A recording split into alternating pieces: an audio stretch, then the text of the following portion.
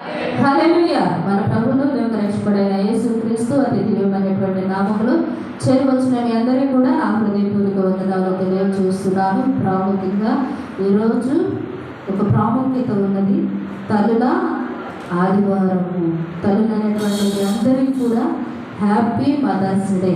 దేవుడు మిమ్మల్ని దీవించి ఆశీర్వదించునుగాక. ఆమేన్. ఈ సమయంలో దేవుని వాక్యాన్ని విందాం. చదవనటువంటి వాక్యంలోనికి మనము ప్రవేశిద్దాం. చదవనటువంటి వాక్య భాగము సామెతల గ్రంథము 23వ అధ్యాయము 25వ వచనాన్ని, నీ తల్లిదండ్రులను నీవు సంతోషపెట్టవలెను, నిన్ను కనిన తల్లిని ఆనందపరచవలెను. చిన్న ప్రార్థన.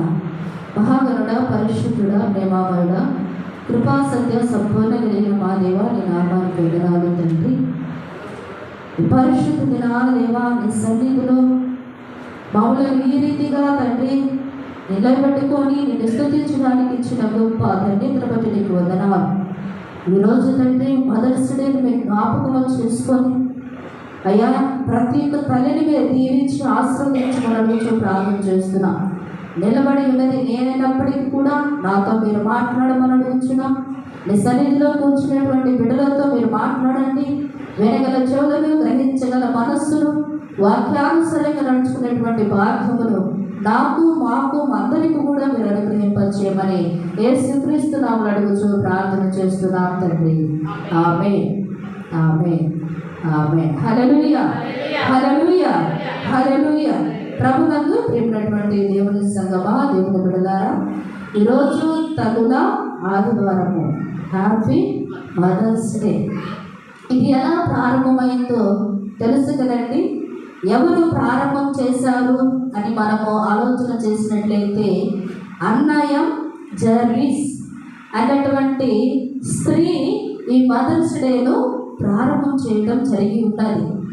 ఆమె తల్లిని ఎంతగానో ప్రేమించింది. ఆమెను తల్లిని ఎంతగానో ఆదరించింది. ఒకానొకటి సమయంలో తన తల్లి చనిపోవటము జరిగింది.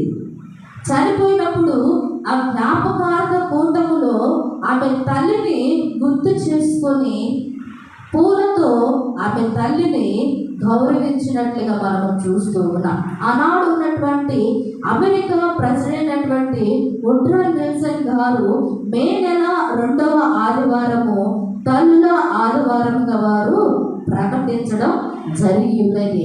ఈ మే నెల 2వ ఆదివారం తల్లుల ఆదివారము మనందరికీ కూడా జరుపుకోవడానికి దేవుడు గొప్ప కృపను మనకి అనుగ్రహించి ఉన్నాడు. అందుకనే యెషయా గ్రంథము 66వ అధ్యాయము 13వ వచనములో రాయబడినటువంటి మాట మనం చూసినట్లయితే, ఒకరి తల్లి వారిని ఆదరించినట్లు నేను మిమ్మల్ని ఆదరించెదను. ఒకరి తల్లి వారిని ఆదరించినట్లు నేను మిమ్మల్ని ఆదరించదనని. అంతేకాకుండా చదవబడినటువంటి వాక్య భాగంలో నీ తల్లిదండ్రులను నీవు సంతోషపెట్టవలేను, నిన్ను కలిగిన నీ తల్లిని ఆనందపరచవలేను. ఈరోజు తల్లులను ఆనందపరచవలసినటువంటి దినము. మరి కొన్ని సంతోషకరమైనటువంటి దినాలు ఉంటాయి కదండి. బర్త్డే అని, వెడ్డింగ్స్ డే అని, ఇంకా రకరకాల సంబంధించినటువంటి సంవత్సరానికి వచ్చేటువంటి ఒక ప్రత్యేకత మన జీవితంలో ఉంటుంది. ఏ విధంగా అయితే మనం బర్త్డేలను సంతోషంగా జరుపుకుంటున్నామో, ఏ విధంగా అయితే వివాహ దినాలను మనం సంతోషంగా జరుపుకుంటున్నామో, మనలను కలిగినటువంటి తల్లిని కూడా మనము సంతోషపరిచేటువంటి దినము ఈ మదర్స్ డే. అటువంటి గొప్ప ధన్యతను దేవుడు మనకి అనుగ్రహించున్నాడు. ఈ దినమును చూడలేక, ఈ రోజును చూడలేక, ఈ నిమిషమును చూడలేక, తన తల్లిదండ్రులను ఆనందపరచలేక ఎంతో మంది లోకాన్ని విడిచి వెళ్ళినప్పటికీ కూడా అల్పులమైనటువంటి మన జీవితంలో దేవుడు అనుగ్రహించినటువంటి గొప్ప కృపను బట్టి మనము దేవునికి ఎల్లప్పుడూ కూడా ఆయనకు కృతజ్ఞతాస్తుతులు చెల్లించాల్సినటువంటి వారమై ఉన్నాం. దేవుడు లోకానికి అందించినటువంటి అత్యున్నతమైన బహుమానం ఏదండి? తల్లి, అమ్మ. దేవుడు మనకి అందించినటువంటి బహుమానము ఏదైనా ఉన్నది అంటే అది తల్లి. శిశువు తొలిసారి కనిపించేటువంటి కమ్మని రూపము అమ్మ రూపము. పుట్టగానే ఆ బిడ్డ ఏం చేసింది? తన కను రెప్పలు విప్పుతుంది. అప్పుడు పక్కన ఎవరు ఉంటారు? తల్లి ఉంటారు. ఆ తల్లిని చూసేటువంటి గొప్ప ధన్యత దేవుడు మనకి అనుగ్రహించున్నాడు. అంతేకాకుండా బిడ్డల పెదాల నుండి వచ్చేటువంటి మొదటి పదము కూడా అమ్మే. అమ్మ మాటల కందని మమతల బంధం. అమ్మ తన బిడ్డలకు గొప్ప సలహాదారుగా ఉంటుంది. తన బిడ్డలకి అమ్మ తన బిడ్డలకు బోధకురాలుగా ఉంటుంది. అమ్మ తన బిడ్డలకు ప్రేమకురాలుగా ఉండి నడక నేర్పించి నడక బోధించేటువంటి నాయకురాలుగా తల్లి ఉంటుంది. అందుకని అమ్మ ప్రేమకు హద్దులు లేవు. అమ్మ ప్రేమకు లోతు లేదు. అమ్మ ప్రేమకు వెడల్పు లేదు. అమ్మ ప్రేమకు పొడవు లేదు, కొలత లేదు. అటువంటి ప్రేమ దేవుడు మన ఎడల తల్లి పట్ల మనకి చూపిస్తున్నాడు. అందుకే ఒక కవి అన్నాడు, అమ్మ ఎడల తన ప్రేమను ఎంత వ్యక్తపరుస్తున్నాడో మనం చూసినట్లయితే, ఎవరు రాయగలరు అమ్మను మాటకు కమ్మని కావ్యం? ఎవరు పాడగలరు అమ్మ అను రాగము కన్నా తీయని రాగం? నిజమే కదండి. ఎవరు రాయలేరు, ఎవరు పాడలేరు. కనుక నాస్తి మాతృ పూజో, నాస్తి మాతృ బంధు, నాస్తి మాతృ గురు అంటే అర్థము అమ్మతో సమానమైనటువంటి పూజలు కానీ, అమ్మతో సమానమైనటువంటి బంధువులు కానీ, అమ్మతో సమానమైనటువంటి గురువులు కానీ లేరు అనేటువంటి అర్థాన్ని ఇక్కడ రాస్తున్నారు. కవి చక్కగా వర్ణిస్తున్నాడు తల్లి గురించి. మనకి ఆకలి వేసినా, మనకి ఆనందం వేసినా, మనకి దుఃఖం వచ్చినా, మనకి బాధ వచ్చినా, మనకి కష్టం వచ్చినా, మనకి సమస్య వచ్చినా, మనకి ఎదురు దెబ్బ తగిలిన మొదటి మన నోట ఉండి వచ్చేటువంటి పదము, గుర్తొచ్చేటువంటి పదము అమ్మ. అమ్మ తన కడుపును మార్చుకొని, అమ్మ తన కడుపును మార్చుకొని తన బిడ్డల కొరకు కడుపును నింపుతుంది. అటువంటి తల్లులు మనము ఆనందపరచవలసినటువంటి ఈ దినము. బిడ్డల కడుపును నింపటం కోసం, బిడ్డలను భవిష్యత్తులో ఎదుగుదలలో అభివృద్ధిని పొందడం కోసం తల్లి ఎంతగానో ప్రాకులాడుతుంది. అమ్మని గురించి ఎంత మాట్లాడినా తక్కువే, అమ్మని గురించి ఎంత వివరించినా తక్కువే, అమ్మని గురించి ఎంత పొగిడినా కానీ తక్కువే. ఏ మాత్రము తరగదు, తక్కువ కాదు. ఒకసారి మనం జ్ఞాపకం చేసుకుందాం ప్రియా దేవుని బిడ్డలారా, దేవుని సన్నిధి.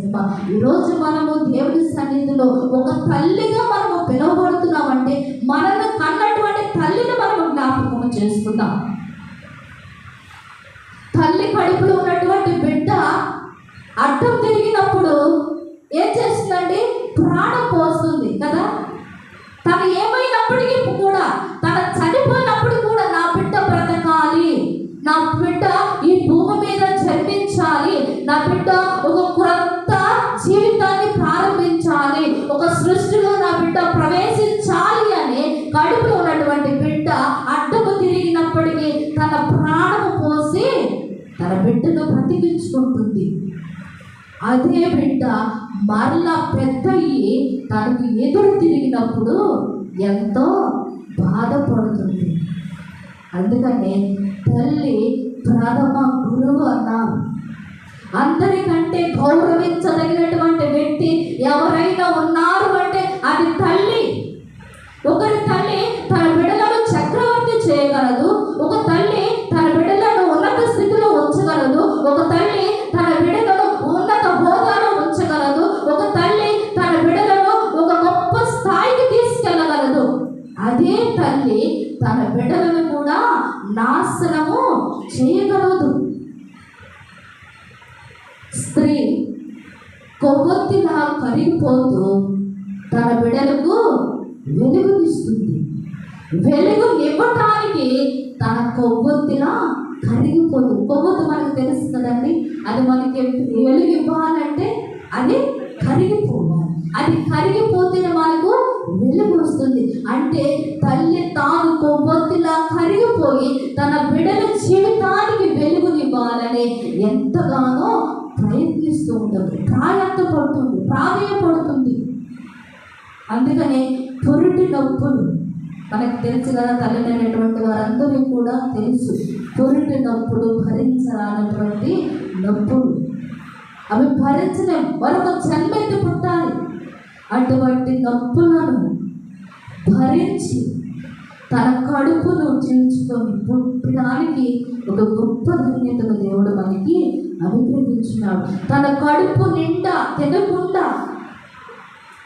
మనలకు పెట్టడానికి తన కడుపు మార్చుకొని మనకెంత కొరకు, మన కొరకు ఎంతగానో పని చేస్తూ, కష్టపడుతూ, శ్రమ పడుతూ, దుఃఖపడుతూ ప్రతి నిత్యము కూడా మన కొరకు తన బిడ్డలు బాగుండాలని తాపత్రయపడేటువంటి తల్లి ఉన్నది. అటువంటి గొప్ప స్థితిలో దేవుడు తల్లిని ఉంచున్నాడు. అటువంటి తల్లి కౌగిల్లోకి తన బిడ్డలు రావాలి అని తల్లి ఎంతగానో ప్రాధేయపడుతున్నటువంటి తల్లిని మనము జ్ఞాపకం చేసుకొని వారిని మనము ఆనందింప చేసేటువంటి వారిగా ఉండాలని దేవుని వాక్యం మనకి తెలియజేస్తుంది. తల్లి ఒక ఉపాధ్యాయురాలు. నేను 3 విషయాలు చెప్తాను. ఆ 3 విషయాలలో తల్లి ఒక ఉపాధ్యాయురాలు. ఉపాధ్యాయురాలు అంటే టీచర్, బోధించేటువంటి వ్యక్తి. ఇక పిల్లలు పుట్టగానే మొదటిగా ఎవరు ఎంత నేర్చుకుంటారు? తల్లి ఎంతనే కదా బిడ్డలు నేర్చుకోవడం మొదలు పెడతారు. ఎలా తినాలో, ఎలా మాట్లాడాలో, ఎలా నడవాలో, ఎలా జీవించాలో మొదటిగా తల్లి యొద్ద నుండే ప్రారంభము అవుతుంది. అంటే తల్లి మొదటి ఉపాధ్యాయురాలు, టీచర్. తన బిడ్డలకు తల్లి మొదటి ఉపాధ్యాయురాలై ఉన్నది. అదేవిధంగా మన పరిశుద్ధ గ్రంథంలో కూడా మనం చూసుకున్నట్లయితే 2 సహోదరులు మనకు కనబడుతున్నారు. ఆ 2 సహోదరులు ఎవరంటే, ఒకరు కయ్యోను, రెండవవారు హేబేలు. ఈ కయ్యోను హేబేలును మనం జ్ఞాపకం చేసుకున్నట్లయితే ఈ కయ్యోను హేబేలు దేవునికి ఏం తెచ్చారు? అర్పణలు తెచ్చారు. మరి మనం ఆలోచన చేసినట్లయితే ఆ దినాలలో దేవునికి అర్పణలు తెచ్చి అర్పించాలని ఎవరు చెప్పి ఉంటారు? అప్పుడు పాస్టర్స్ లేరే, అప్పుడు పూజారులు లేరే, ఉపాధ్యాయులు లేరే, టీచర్లు లేరే, గురువులు లేరే. మరి వారికి ఎవరు బోధించారు? వారికి ఎవరు చెప్పారు? మీరు దేవుని సన్నిధికి వెళ్ళి దేవునికి అర్పణలు అర్పించమని ఎవరు చెప్పారు? మనం ఆలోచన చేసినట్లయితే ఎవరు చెప్పారంటే తల్లి, తన తల్లి అయినటువంటి అవ్వ చెప్పింది. అవ్వ చెప్పింది కాబట్టి, అవ్వ బోధించింది కాబట్టి తన బిడ్డలు కూడా దేవుని సన్నిధికి అర్పణలు తెచ్చి ఉన్నారు. కాబట్టి ప్రియమైనటువంటి దేవుని బిడ్డలారా, దేవుని సంగమా, తల్లులైనటువంటి వారా, దేవుడు ఈ సమయంలో బిడ్డలకి మనము బోధించేటువంటి ఉపాధ్యాయురాలిగా మనము ఉండాలని దేవుని వాక్యం తెలియజేసి, ముఖ్యంగా ఇక్కడ తల్లి అయినటువంటి అవ్వ తన బిడ్డలకు నేర్పించింది. మనము కూడా మన బిడ్డలకు చిన్నతనము నుండి అనేకమైనటువంటి విషయాలను మనము నేర్పించే వారిగా ఉండాలి. ఏది మంచో, ఏది చెడో, ఏది చేయాలో, ఏది చేయకూడదో మనము మన బిడ్డలకు చిన్నతనం నుండి నేర్పిస్తే వారు మన బోధను విని ఆ మార్గంలోనే వారు ప్రయాణము చేస్తారు. అందుకని బాలుడు నడవవలసిన త్రోవను వాడికి నేర్పుము, వాడు పెద్దవాడైనప్పుడు వాడి నుండి తొలగిపోడు. అంటే తల్లి చిన్నప్పటి నుండి బిడ్డలకు నేర్పించినప్పుడు వాటి నుండి బిడ్డలు తొలగిపోరు అని దేవుని వాక్యం మనకి తెలియజేస్తూ ఉంటాయి. మరొక తల్లి అయినటువంటి అన్నాన్ని కూడా మనకి జ్ఞాపకం చేసుకున్నట్లయితే తన కుమారునికి అనేకమైనటువంటి విషయాలు నేర్పించింది. అన్న కుమారుడు ఎవరు? సమూయేలు అనేటువంటి ఆ బిడ్డకి అన్న అనేకమైనటువంటి విషయాలను నేర్పించింది. ఆయన నేర్పించింది కాబట్టి సమూయేలు ఇశ్రాయేలు సమాజము కొరకు ఆరని దీపముగా దేవుడు వెలిగించాడు. హల్లెలూయా.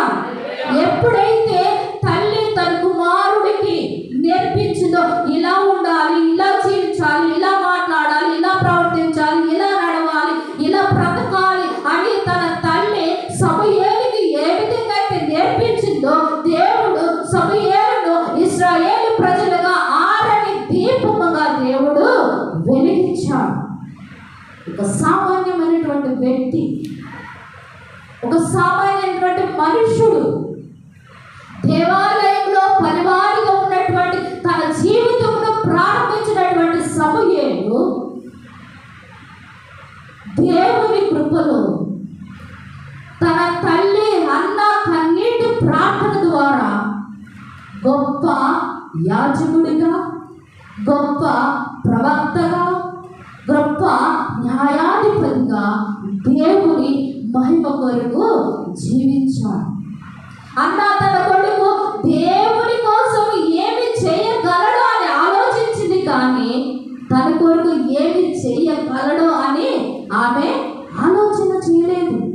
ఈనాటి దినాల్లో మనం జ్ఞాపకం చేసుకున్నట్లయితే తల్లిదండ్రులు ఆలోచన చేస్తున్నారు. ఏమని ఆలోచన చేస్తున్నారంటే, నా బిడ్డలు ఎదగాలి, వారి ఉన్నత స్థితిలో ఉండాలి, మంచి ఉద్యోగం చేయాలి, నన్ను పోషించాలి, నాకు అది కొనాలి, ఇది కొనాలి, నన్ను బాగా చూసుకోవాలి, మమ్మల్ని బాగా ప్రేమించాలని ఈరోజు తల్లులు ఉన్నారు. దేవుని కొరకు నా బిడ్డ బ్రతకాలి, దేవుని దయలో, మనుషుల దయలో, జ్ఞానవంతులు, వయసునందులు నా బిడ్డ వర్తిని ఫలించాలి, దేవుని యందు భయభక్తులు కలిగి జీవించాలి, దేవుని మార్గంలో నడవాలి అనేటువంటి తల్లిదండ్రులు ఈ లోకంలో ఎవరు లేరు. తమ తల్లిదండ్రులు వారి స్వార్థం కొరకు నా బిడ్డ ఇది అవ్వాలి, నా బిడ్డ నా కొరకు ఇది చేయాలని ఆలోచించే వారు ఉన్నారు. కానీ నా బిడ్డ దేవుని కొరకు బ్రతకాలి, తన జీవించే జీవిత కాలం అంతా కూడా దేవుని కాడి మొయ్యాలి అనేటువంటి తల్లిదండ్రులు ఈ లోకంలో చాలా కొరతగా ఉన్నారు. మన రక్షణ సైన్యపు తల్లి క్యాథరిన్ బూత్ అమ్మగారు కూడా తన బిడ్డలకు అనేకమైనటువంటి విషయాలు నేర్పించింది కాబట్టి వారిలో ఇద్దరు జనరల్స్ అయ్యారు. ఎప్పుడైతే మనము కూడా మన బిడ్డలకు మంచి నేర్పిస్తామో, ఒక టీచరు స్కూల్కి వెళ్తే ఒక టీచర్ బిడ్డలకు ఏ విధంగా అయితే బోధిస్తుందో ఆ రీతిగా మన తల్లిదండ్రులకు కూడా మనము ఒక ఉపాధ్యాయురాలుగా ఉండి మన బిడ్డలకు కూడా మనము నేర్పించినప్పుడు వారు కూడా నేర్చుకొని గ్రహించి వాటి అనుసారంగా వారు జీవించడానికి గొప్ప ఆధిక్యతను దేవుడు మనకి అనుగ్రహించున్నాడు. ఈరోజు మనం ఈ రీతిగా ఉన్నాము అంటే, ఈరోజు మనము దేవుని సన్నిధిలో చేరి వాక్యము చదవడం కానీ, పాటలు పాడడం కానీ, ప్రార్థన చేయడము కానీ, సాక్ష్యాలు చెప్పడము కానీ దాని కారణము తల్లి ఆ రోజు మనకి బోధించింది కాబట్టి ఈరోజు మనము దేవుని సన్నిధిలో ఇవన్నీ కూడా మనము చేయగలుగుతున్నాం. అటువంటి తల్లిని మనము ఘనపరచవలసినటువంటి దినము. అటువంటి తల్లిని మనము ప్రేమించాలి, వారిని సన్మానించాలి. ఎందుకంటే నవమాసాలు మోసి కన్నీ పెంచి ఈరోజు నిన్ను నన్ను ఒక ఉన్నతమైనటువంటి స్థితిలో ఉంచినటువంటి తల్లిని నీవు గౌరవించేటువంటి దినము ఈ దినమై ఉన్నదని మనము జ్ఞాపకము చేసుకునేటువంటి వారిగా ఉండాలి. తల్లిదండ్రులకు ఇస్తున్నటువంటి మాట ఏంటంటే, దేవుడు చెప్తున్నటువంటి మాట విలాప వాక్యములు 2వ అధ్యాయము 19వ వచనం మనం చూసినట్లయితే, రేగి మొదట జామున లేచి ప్రభు సన్నిధిలో నీళ్లు కుమ్మరించినట్లు ఈ ఆత్మను కుమ్మరించుము. అంటే నీవు బిడ్డల కొరకు రేయి మొదటి జామున లేచి నువ్వు ప్రార్థన చేయాలి. నీ బిడ్డలకు ఎదుగుదల కొరకు, వారి భవిష్యత్తు కొరకు, వారి ఆరోగ్యాల కొరకు, వారి చదువుల కొరకు, వారి ఉద్యోగం కొరకు, వారి యొక్క స్థితి కొరకు వేరు చేయాలి. అంటే తల్లివైనటువంటి నీవు రేగి మొదటి జామున లేచి బిడ్డల కొరకు నీవు కన్నీటి ప్రార్థన చేయాలి. దేవుడు ప్రతి తల్లికి ఇస్తున్నటువంటి మాట, ప్రతి తల్లికి తెలియజేసినటువంటి మాట, తల్లి అయినటువంటి నీవు బిడ్డల కొరకు ప్రార్థన చేయాలి. బిడ్డలకు ఇస్తున్నటువంటి మాట ఏమిటంటే, బిడ్డలకు తెలియపరుస్తున్నటువంటి మాట ఏమిటంటే, నీవు అనేక సంవత్సరములు నీవు ఆయుష్ కలిగి ఉండాలి అంటే వారిని సన్మానించాలి. నువ్వు అనేకమైనటువంటి సంవత్సరములు ఆయుష్ కలిగి జీవించాలి అంటే, ఆయుష్ కలిగి నువ్వు బ్రతకాలి అంటే నీ తల్లిని ప్రేమించాలి, నీ తల్లిని గౌరవించాలి, వారిని ఆనందింప చేయాలి, వారిని కనపరచాలి, వారిని నీవు సన్మానించాలి. తల్లికి చెప్పాడు, బిడ్డకి కూడా చెప్పాడు. కాబట్టి ప్రియమైనటువంటి దేవుని బిడ్డలారా, దేవుని సంగమా, దేవుడు ఈ రాత్రి కాల సమయంలో ఈ తల్లుల ఆదివారంలో మనకు తెలియజేసినటువంటి మాట, తల్లి ఒక ఉపాధ్యాయురాలుగా ఉండి తన బిడ్డలకు ఏది మంచో ఏది చెడో నేర్పించేటువంటి స్థితిలో ఉండాలి. బిడ్డలు కూడా నీవు ఆయుష్కాలమైన జీవితంలో కావాలి అంటే, నీవు దీర్ఘాయుష్మంతురాలిగా అవ్వాలంటే, నువ్వు దీర్ఘాయుష్మంతుడిగా అవ్వాలి అంటే కలిగినటువంటి నీ తల్లిని నీవు ఆనందపరచాలి. రెండోగా మనం చూసినట్లయితే యెషయా గ్రంథము 66వ అధ్యాయము 13వ వచనంలో రాయబడినటువంటి మాట, ఊకనే తల్లి తన బిడ్డను ఆదరించినట్లు నేను మిమ్మల్ని ఆదరించను. మొదటి తల్లి ఒక ఉపాధ్యాయురాలు. రెండోది మనం చూసినట్లయితే తల్లి ఆదరణ కర్త. ఒకరి తల్లి తన బిడ్డను ఆదరించినట్లు నేను మిమ్మల్ని ఆదరించదను అని దేవుని వాక్యము తేట తల్లిగా మనకి తెలియపరుస్తుంది. పిల్లలు ఏడుస్తుంటే తల్లి దగ్గరకు తీసుకొని ఆదరిస్తుంది. ఇతరులు కూడా మనము బాధల్లో ఉన్నప్పుడు, కష్టాల్లో ఉన్నప్పుడు, శ్రమల్లో ఉన్నప్పుడు, శోధనలో ఉన్నప్పుడు, ఇబ్బందుల్లో, ఇరుకుల్లో ఉన్నప్పుడు ఇతరులు వచ్చి కూడా వాళ్ళను ఆదరిస్తారు. వారి ద్వారా వచ్చేటువంటి ఆదరణ కంటే తల్లి ద్వారా వచ్చేటువంటి ఆదరణ ఎంతో గొప్పది. తల్లి యొక్క నుండి మనం ఆదరణ పొందుకుంటాం. బిడ్డలు శ్రమ పడుతున్నప్పుడు తల్లి కూడా బహుగా బాధపడుతుంది. బిడ్డలు శ్రమ పడుతున్నప్పుడు తల్లి కూడా ఇంకా తన బిడ్డను చూసి చాలా శ్రమ పడుతుంది. ఒక సంఘటన మనం జ్ఞాపకం చేసుకున్నట్లయితే, తల్లి తన బిడ్డ పడుకుందని చెప్పి చిన్న బాబును మక్కెన్ని అంత వయసున్నటువంటి ఆ బాబు పడుకున్నాడని చెప్పి ఈ సమయంలో పక్కన ఉన్నటువంటి షాపు దగ్గరకు వెళ్ళి సరుకులు తెచ్చుకుందాములే, ఆ బిడ్డ లేసేళ్ళకి ఒక గంటన్నర అయ్యింది, ఆ సమయంలో వెళ్ళి కావాల్సినటువంటి సరుకులు తెచ్చుకోవచ్చని ఆ తల్లి అనుకొని ఆ తల్లి ఏం చేసింది, తలుపు గడి పెట్టి ఆ షాపుకు వెళ్ళింది. ఆ షాపుకు వెళ్ళి తల్లి సరుకులు తీసుకున్నటువంటి సమయంలో తెలియనటువంటి రీతిగా హఠాత్తుగా ఆ ఇంటిలోకి మంటలు చెలరేగాయి. అంటే ఆ దీపము స్తంభము ఒక పొట్టి అక్కడ వద్ద ఒక కొవ్వొత్తిని వెలిగించి తల్లి వెళ్ళిపోయింది తలిపేసి. ఆ బిడ్డ నిద్ర లేచి ఆడుకొని ఆ కొవ్వొత్తిలో కింద పడేశాడు. అది చుట్టూ అంతా కూడా ఆ ఇల్లంతా కూడా మంటలు వ్యాపించాయి. ఆ ఇంటిలో మంటలు చెలరేగాయి. ఆ మంటలు చూసి పిల్ల ఏడుస్తున్నాడు. ఆ చుట్టుపక్కల వారందరూ కూడా వచ్చారు. వచ్చి వారిని ఆ పిల్లవాడిని కాపాడటానికి వారికి ధైర్యము చాలట్లేదు. ఎందుకు, మేము కూడా వెళ్ళిపోతే కాలిపోతామేమో, ఆ పిల్లవాడిని రక్షించడానికి ఆ మంటల్లోకి వెళ్ళిపోతే మేము కూడా చనిపోతామేమో అన్నటువంటి ఆలోచన కలిగి వారు వెళ్ళలేకపోయారేమో తెలియదు, కానీ ఏడుస్తున్నాడు, బాగా ఏడుస్తున్నాడు. బిడ్డ స్వరము ఎక్కడున్నా కానీ తల్లి వినిపిస్తుంది కదా. ఆ బిడ్డ యొక్క ఏడుపును తల్లి విన్నది.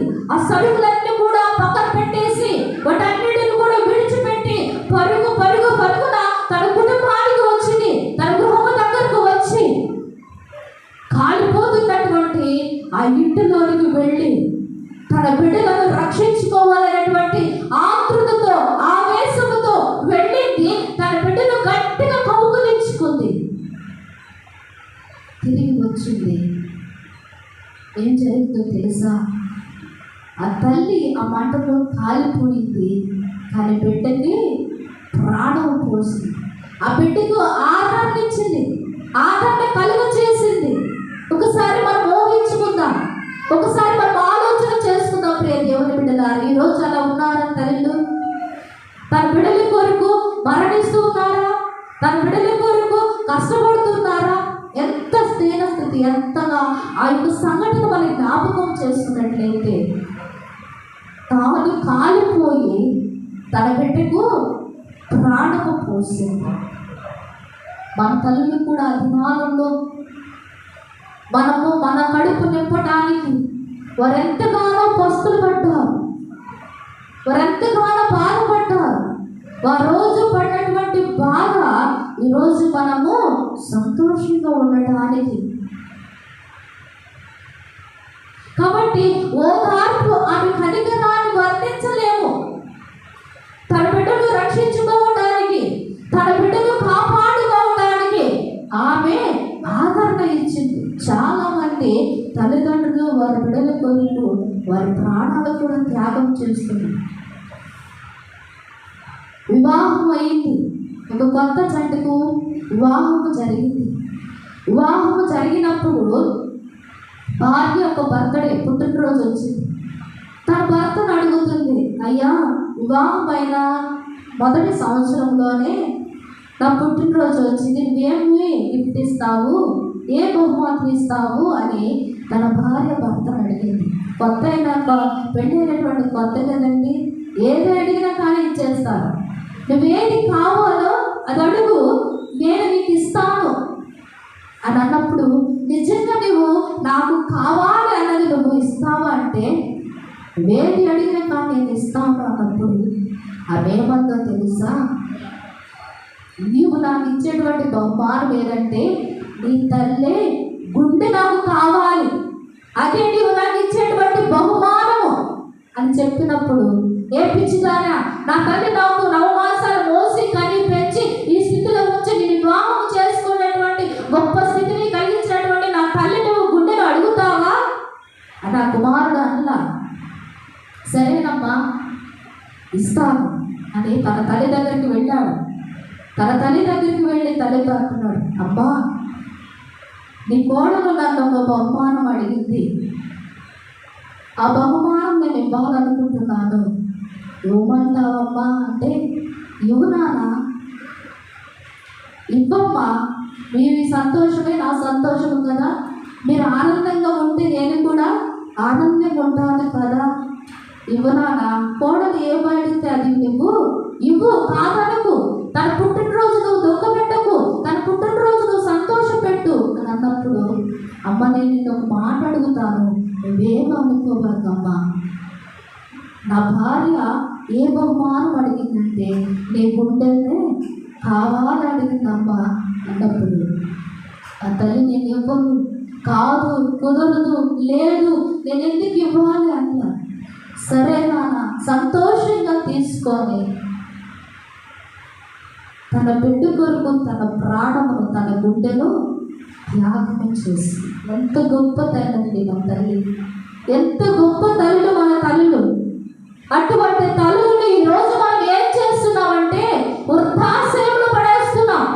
అటువంటి తల్లులు మనం ఏం చేస్తున్నామంటే రోడ్డు పక్కన పడేస్తున్నాం. అటువంటి తల్లులు మనం ఏం చేస్తున్నామంటే ఈరోజు అనేక మంది ఇంటికి తిరిగి ఎందుకు అడుక్కోవాలి, ఎందుకు బిచ్చమెత్తుకోవాలి, ఎందుకు ప్లాట్ఫామ్ మీద పడుకోవాలి, ఎందుకు రోడ్డు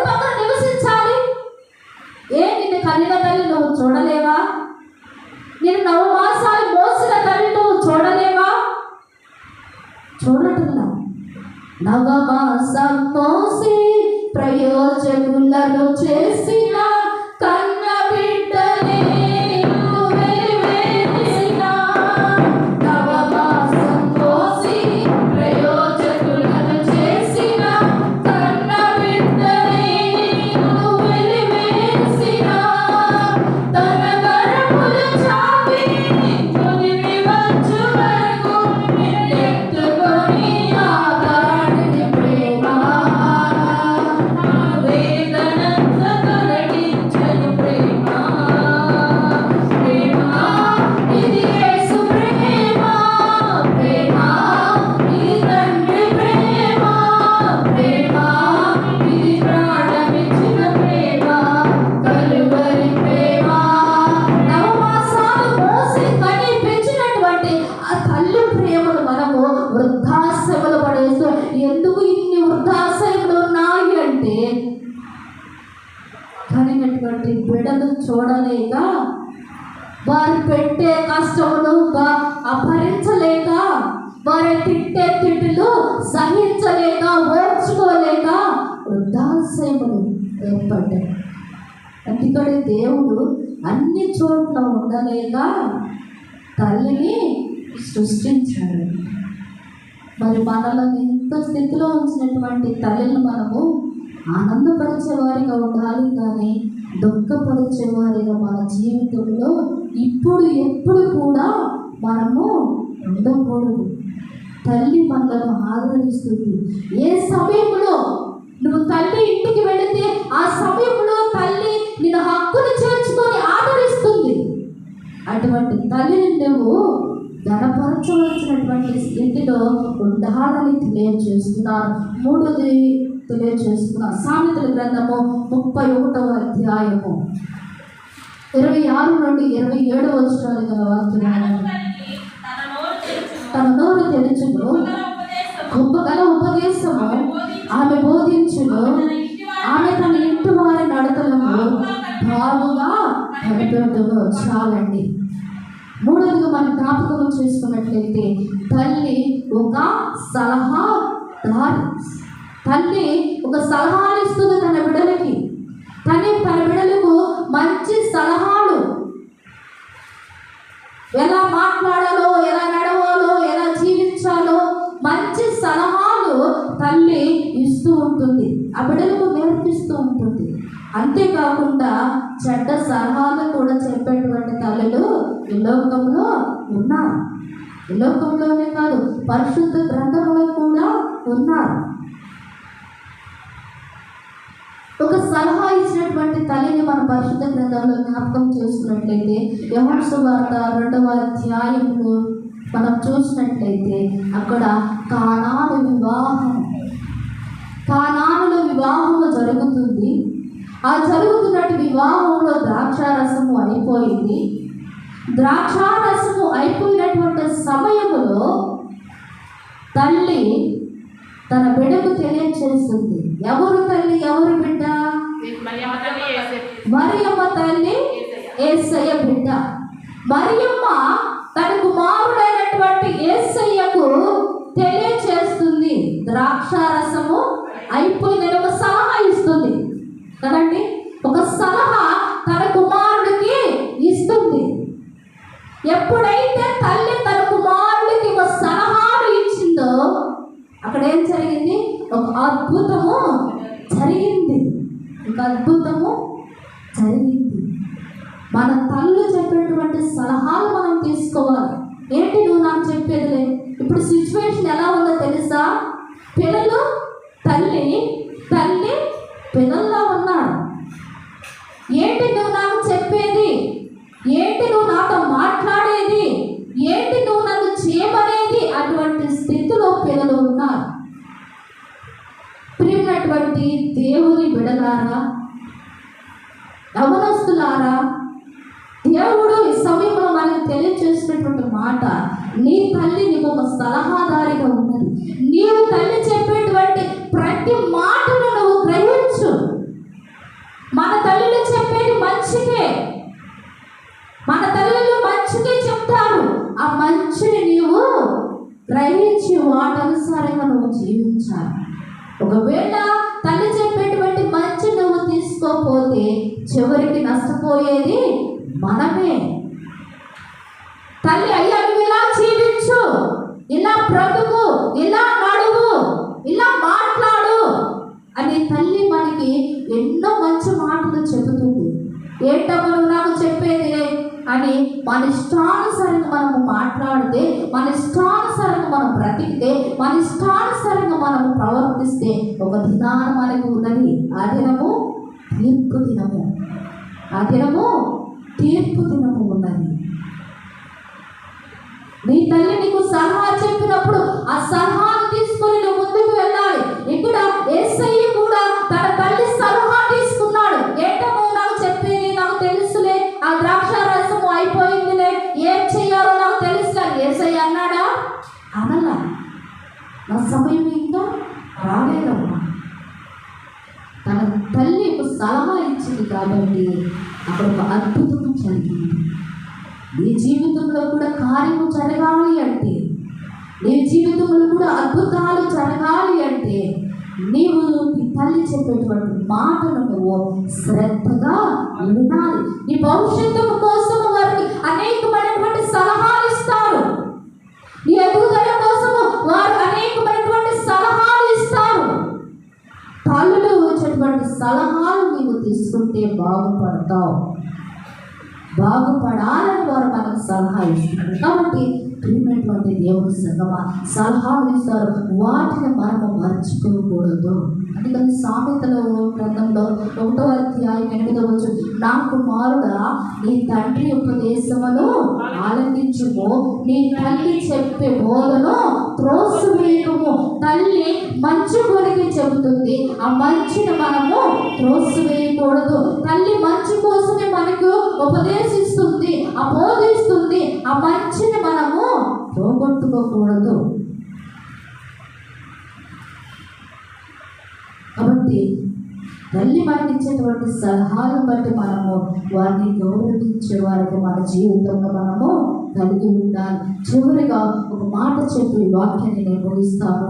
తల్లి తన ఒడిని ప్రథమ పాఠశాలగా ఏర్పాటు చేసుకొని మనకి బోధిస్తుంది, మనల్ని ఆదరిస్తుంది, మనకి సలహాదారుగా మనల్ని ముందుకు నడిపిస్తుంది. నడతలోను, ప్రవర్తనలోను, మాటలోను, స్థితిలోను, ప్రతి విషయంలో కూడా మనకి తల్లి అనేకమైనటువంటి విషయాలను మనకి నేర్పిస్తూ ఆధారంలో ఒక ఆదర్శమూర్తిగా మనకి కనబడుతూ ఉన్నది.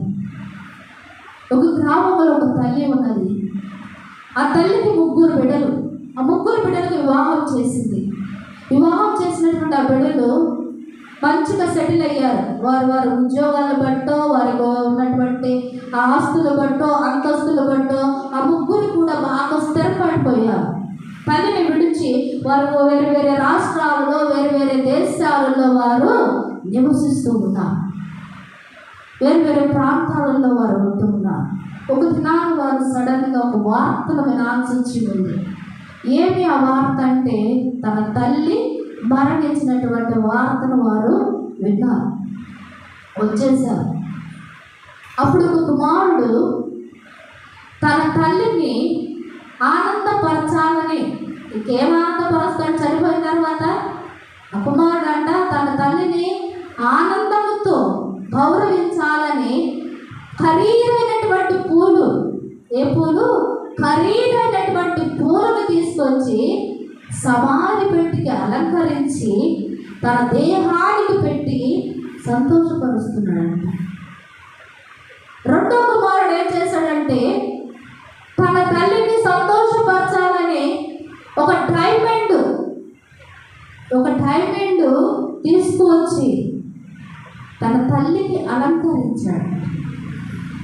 మూడో కుమారుడు తన తల్లి దేవుని దగ్గరకు వచ్చి ఏం తీసుకోలా, వట్టి చేతులతోనే వచ్చాడు.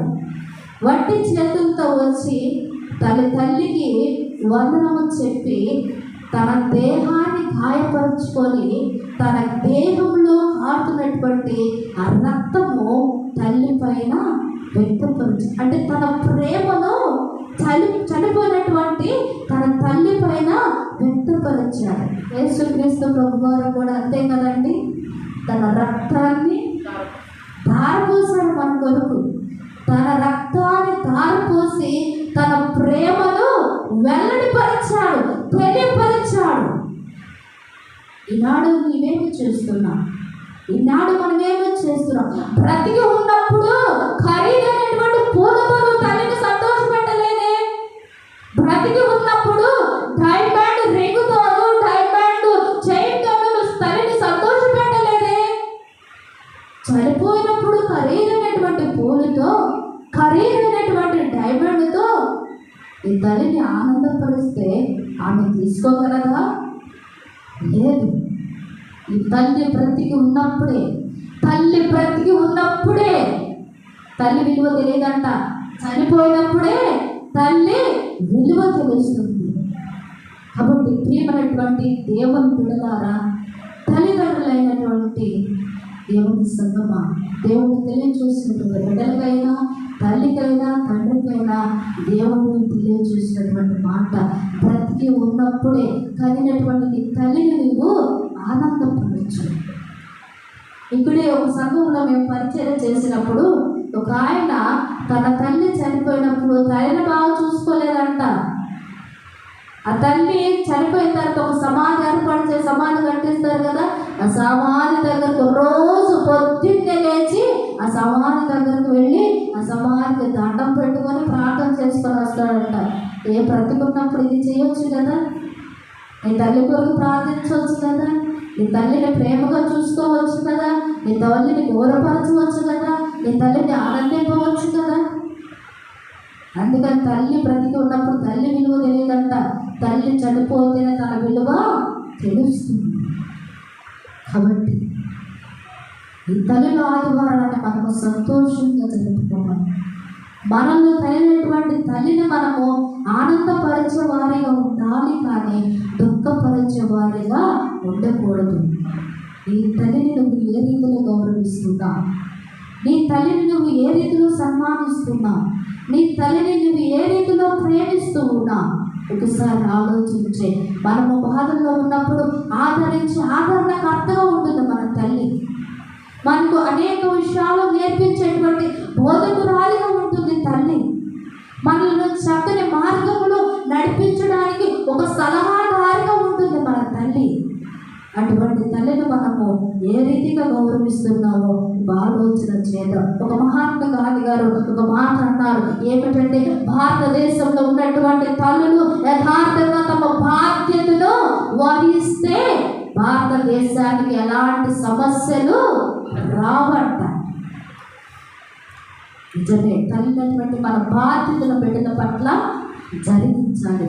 బిడ్డలు కూడా తల్లిదండ్రులను గుర్తించి వారిని గౌరవించాలి, వారికి విధేయత చూపాలి, వారిని గౌరవించాలి, వారిని ప్రేమించాలి, వారి పట్ల జాగ్రత్త వహించే వారిగా ఉండాలి అని ఈ సమయంలో నువ్వు నీ తల్లిని జ్ఞాపకము చేసుకొని ఏ విధంగా నీ తల్లిని గౌరవిస్తున్నావో, ప్రేమిస్తున్నావో, గణపరుస్తున్నావో ఆలోచన చేయి.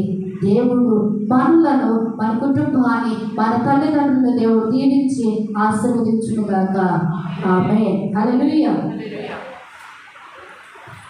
చిన్న ప్రార్థన చేసుకుందాం.